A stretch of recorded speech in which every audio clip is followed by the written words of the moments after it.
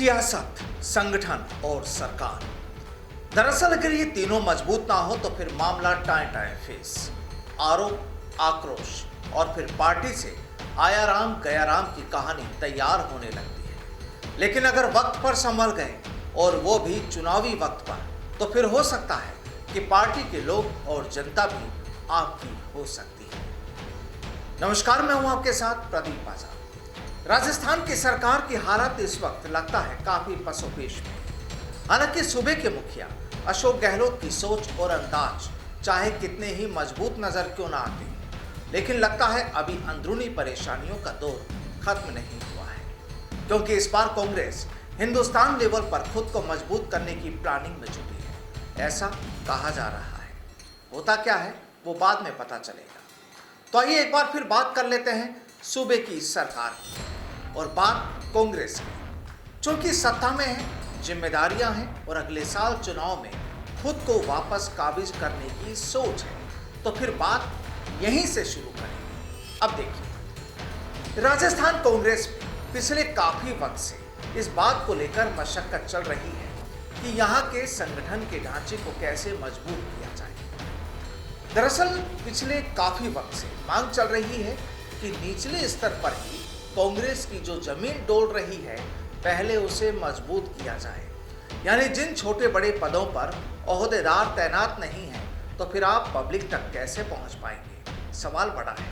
और कांग्रेस के तमाम बड़े लीडर भी इस बात से बाखूबी वाकिफ है। और शायद इसी को लेकर केसी वेणुगोपालन ने कहा कि पार्टी का पूरी तरह से पुनर्निर्माण किया जाएगा और इसके लिए बहुत सारे दिशा निर्देश आएंगे।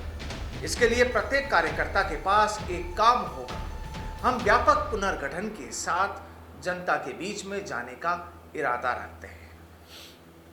अब देखिए, हाल ही में कांग्रेस ने नए संकल्प लेने के लिए उदयपुर में नव संकल्प शिविर का आयोजन किया। आलाकमान से लेकर दूसरे तमाम कांग्रेस नेताओं ने झीलों की नगरी का आनंद लिया और नए संकल्प लिए। लेकिन फिर अचानक कांग्रेस के सितारे गर्दिश में चले गए।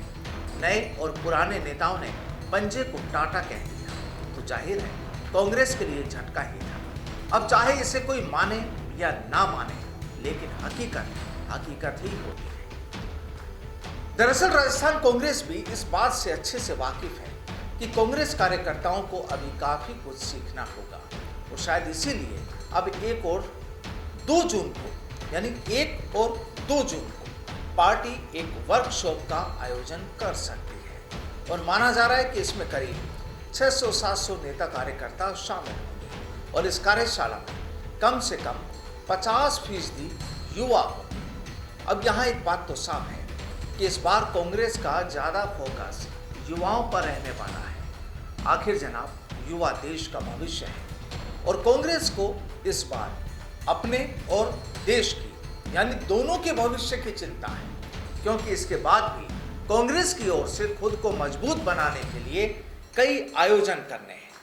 प्लानिंग तैयार हो रही है, आला नेता भी पहुंचेंगे, तो जाहिर है कुछ तो होगा। बहरहाल सवाल ये कि कुछ तो क्या होगा। अब एक तरफ संगठन की अटकी नियुक्तियां, यानी संगठन स्तर पर जो नियुक्तियां अटकी हुई हैं, बात होगी। तो अब इसके लिए भी ये भी कहा जा रहा है कि जो भी होगा हुजूर 10 जून तक का इंतजार कीजिए। जब राज्यसभा के चुनाव हो जाएंगे, वोटिंग हो जाएगी, तब हमारी सरकार भी फ्री होगी और उसके बाद ही चलेगा नियुक्तियों का चक्र, ये भी तय है।